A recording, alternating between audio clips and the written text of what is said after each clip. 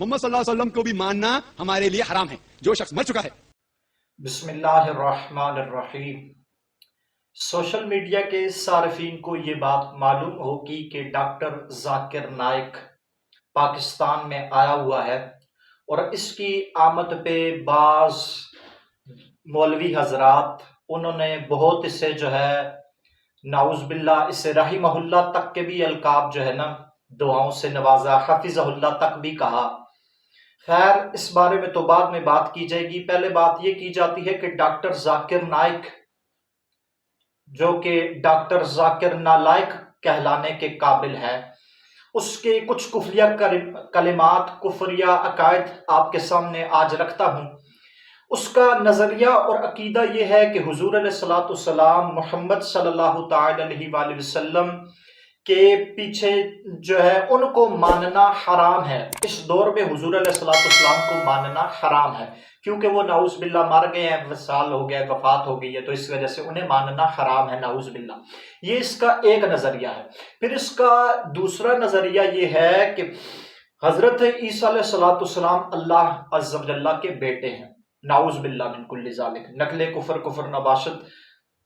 حضرت عیسیٰ علیہ الصلوۃ والسلام کو اللہ عز و جل کا بیٹا کہا، بلکہ یہاں تک ہی نہیں، اس نے یہ بھی کہا کہ جو بھی اللہ عز و جل کی بات ماننے کا، کیونکہ حضرت عیسیٰ علیہ الصلوۃ والسلام اللہ تعالیٰ کی بات مانتے ہیں، اور جو بھی اللہ تعالیٰ کی بات ماننے کا وہ اللہ عز و جل کا بیٹا ہے۔ میں اللہ عز و جل کی بات مانتا ہوں تو نعوذ باللہ میں بھی اللہ کا بیٹا ہوں، نعوذ باللہ من کل ذالک۔ اب یہ اس کا عیسائیوں والا عقیدہ۔ پھر اسی طرح اس نے تیسری جگہ اس نے یزید کو رحمت اللہ تعالی علیہ کے لقب سے یاد کیا۔ اب دیکھیں کتنی بڑی بات، امام حسین رضی اللہ تعالیٰ عنہ کے مقابلے میں آئے ہوئے جو بدبخت یزید تھا، اس سے اس نے جو ہے رحمت اللہ تعالی علیہ اس کے ساتھ یہ لگا رہا ہے۔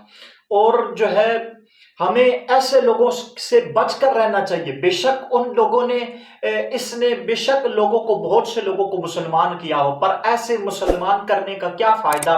حالانکہ اس کا ایک اور عقیدہ وہ یہ ہے کہ یہ کہتا ہے ہندوؤں کا ایک جو ہے بت ہے، اس کا نام ہے کرشن رام، کچھ اس طرح کا اس کا نام ہے، اور یہ کہتا ہے کہ یہ بھی اللہ عز و جل کے نبی ہیں، اور میں ان کے ساتھ علیہ السلام اس وجہ سے نہیں لگاتا کیونکہ ان کا نام قرآن پاک میں نہیں آیا، نعوذ باللہ۔